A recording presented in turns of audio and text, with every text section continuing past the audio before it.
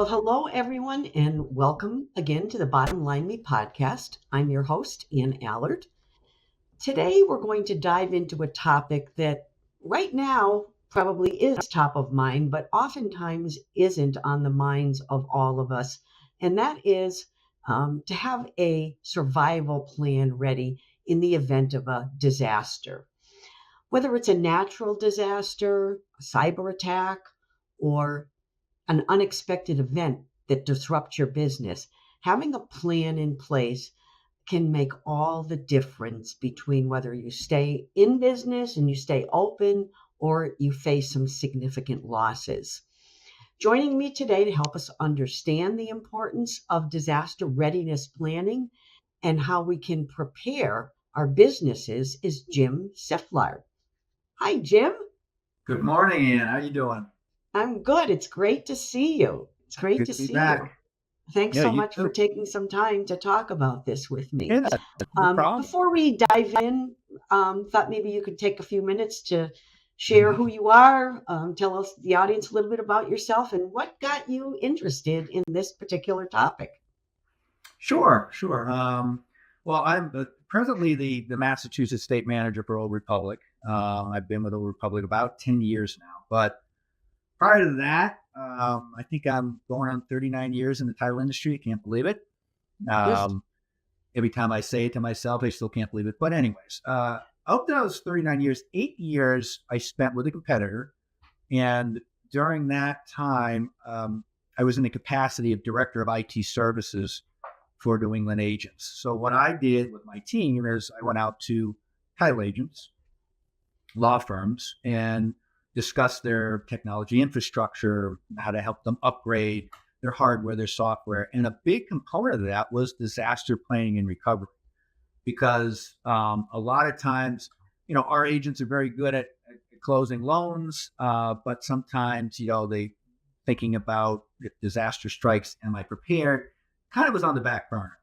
It's gotten a lot better nowadays, but back when I was doing a lot of this, it was something we had to bring to their attention. So again, we were advocates of putting together a plan, and in so doing, you kind of take away that anxiety that's there, with a lot of people in terms of if disaster strikes, what happens? What do I do next?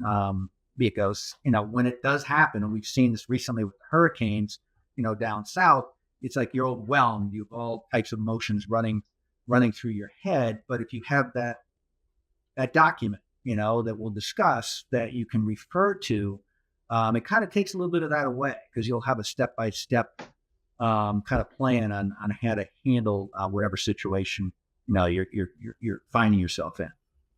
Well, you kind of answered my next question, which was why is it important? Is there anything else you want to add to that?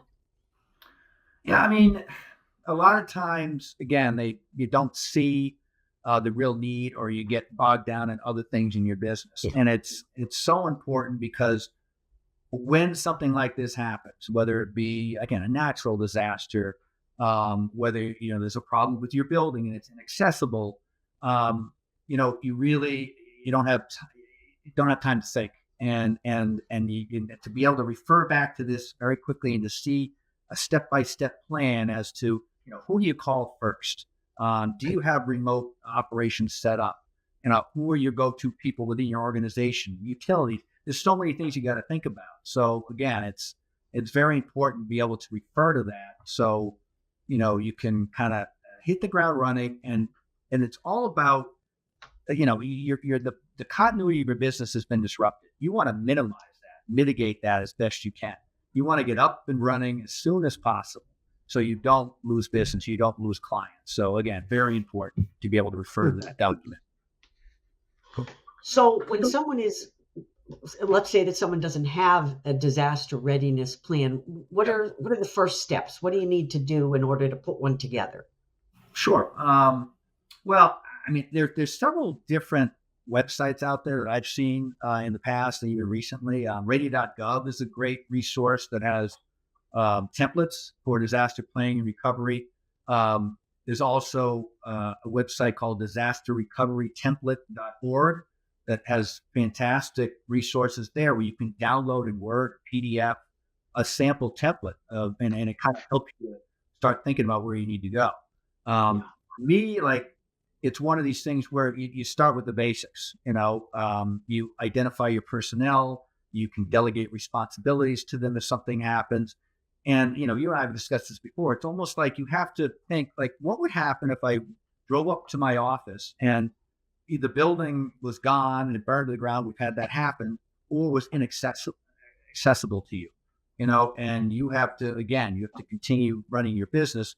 What would you do? So that's the thing. It's you start there. So these templates you can download is it's a great resource, good start. And then you just kind of follow the steps. Again, you're not only establishing, the people that would be involved, but also you look at what's called, they call it in the business of disaster recovery, RTO, recovery time objective.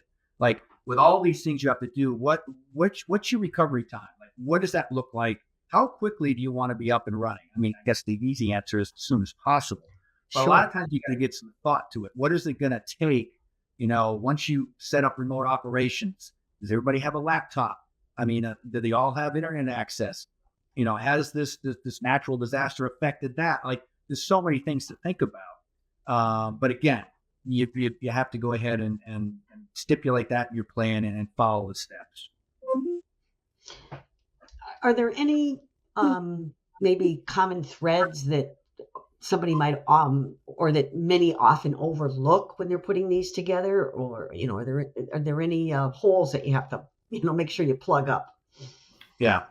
I mean, you want, again, as I said, you want to start out with the basics. Make sure you can go ahead and identify not just your personnel, as I said, but sometimes the people will overlook their software, and what it takes to run their business. Even if you're up with remote operations and you got your people going and they have access, do they know how to, say, download a backup that's in the cloud? Do they know how to access? Maybe you've given them a portable hard drive that has not to get too technical, but that has a system image of what their computer was before the disaster, and they have to remount that image. And then it's almost like you can continue to do business very quickly. But then, do they have the knowledge to handle that? So a big portion of that is how to, again, get back up and running, how to access your data, so you can continue to support your clients. So that is sometimes overlooked. They'll say, "Oh, we got the plan," but nobody tests it. That's the big thing. Is you have to make sure you test your plan, and people, your go-to people know how to do it, and how to access data. Yeah, well, that leads me to the role that an employee or training employees around how to be ready for these things. What sort of things would you suggest? I think that's a great idea that you have to have a backup somewhere. But how do you make sure that the staff and everyone that's involved is well trained and knows what has to happen when there is a disaster? Sure. I mean, so you're creating your formal document, right? Your disaster plan. You're utilizing one of your templates you've downloaded and you're taking it step by step. But it's very important. It's almost like a living document. You just can't set it and forget it. You got to constantly look at it. You got to tweak it. I mean, technology may change. Maybe you're on the cloud now, as opposed to, with your data, as opposed to having it resident on a portable hard drive. Like, as you make changes, you got to make sure you train your employees, to make sure they understand, how to do it. And so very important. Again, it's a living document. You constantly should train. I would say, for larger organizations, larger firms, you should take a look at it, monthly, at the very least, quarterly, to make sure that everybody, again, is up to speed on the plan as there have been changes, and then, periodic tests as to whether the employee knows how to, again, I'm big on accessing the data that you have in order to minimize the disruption to your business. Yeah. Talk a little bit more about how often you should kind of go back and revisit it and perhaps update it, because I agree with you. I think as technology changes or situation changes or just how your operation changes, I can see that you would have to go back on a pretty regular basis. But Yeah. is there a general rule of thumb? Yeah, I think no less than quarterly. Again, I'm Yeah. hyper focused on this at times because of my background. I also think it's very important to have an IT company involved. Like I know it's an extra expense, especially if you're a smaller firm, but if you have a local IT company involved, they can also help you, Uh, with, looking at your plan, and they would be involved in making sure your virus definitions are updated on a monthly basis. Make sure you aren't prone to, say, a cyber attack or a phishing attack, or a ransomware. I mean, we all know about these now. So yeah, very important to your question, at least quarterly. Make sure it's a good working document. Make sure any changes have been referenced and changed in the document. Make sure your IT company is there and is updating as you go, your virus definition, all that type of stuff. I've even had clients bring the IT company in at least, once, maybe even twice a year, yeah. to sit down with the employees to go over again, what it means to, if you get an email. Again, focusing on, say, a cyber attack, because it's, we're dealing with that so much now. If you get an email, what do you do with that when the suspicious link comes in, or a phishing attack, whatever? For the smaller firms, you don't always have a lot of training.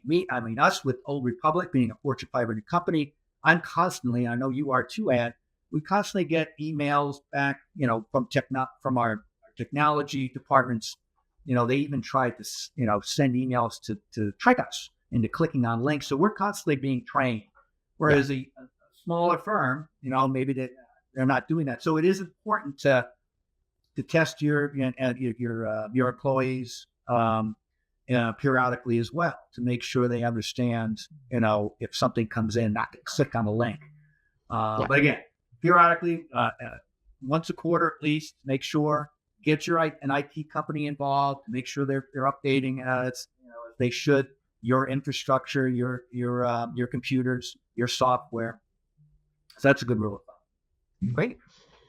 Any other suggestions or recommendations you want to share with us before we get to the bottom line?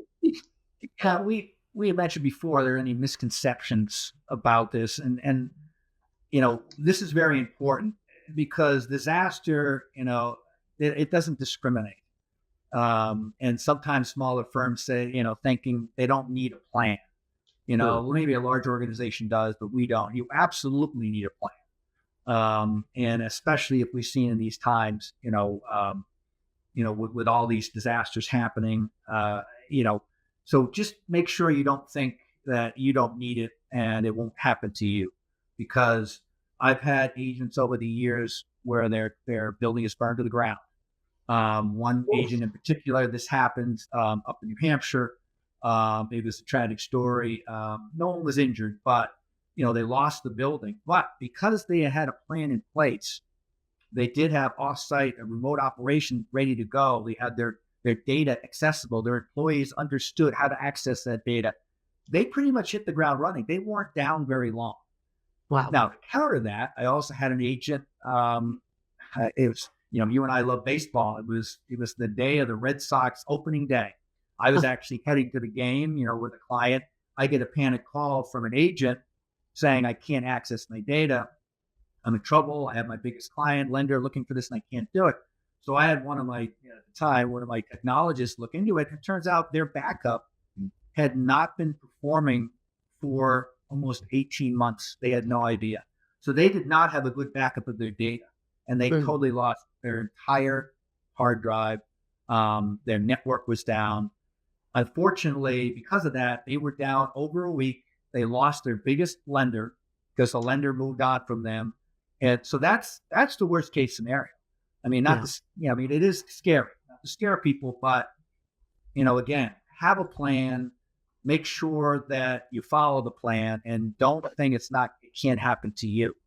And even recently, I went into an agent's office and I said, you have a good backup, right? And they said, oh yeah, we back it up to a portable hard drive.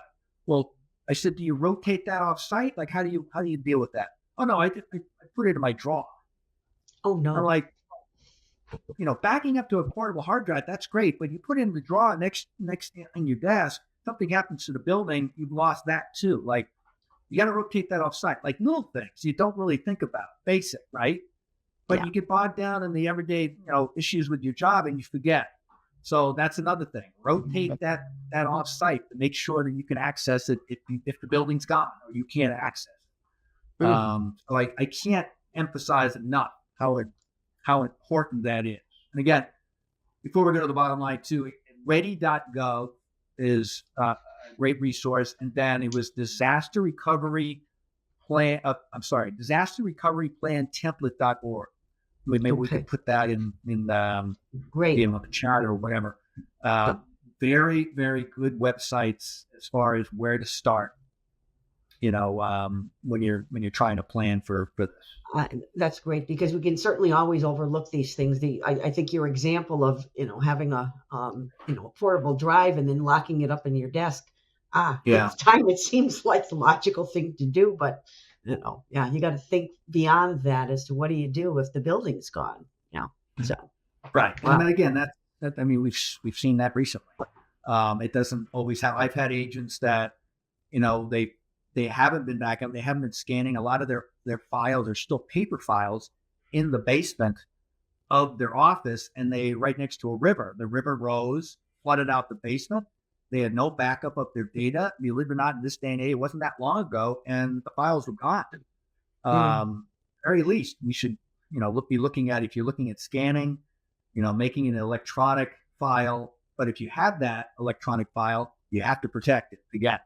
Making sure that you protect the data, and then if something happens, you can access that data down the road. So, wow, it's not like a broken all record great with the data. information. Yeah. So, do you have a bottom line for us? Let me think about that.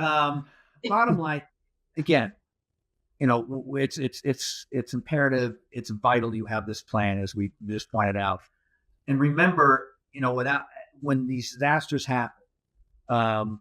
There's data loss, there's reduced productivity, just the out of budget expenses. I mean, that you can incur all affects your business. And not to mention, as I said before, with an agent that lost their top client, the reputational damage that can be done if you've been compromised or you don't have a plan and you're not up and running, and minimize that disruption of your business.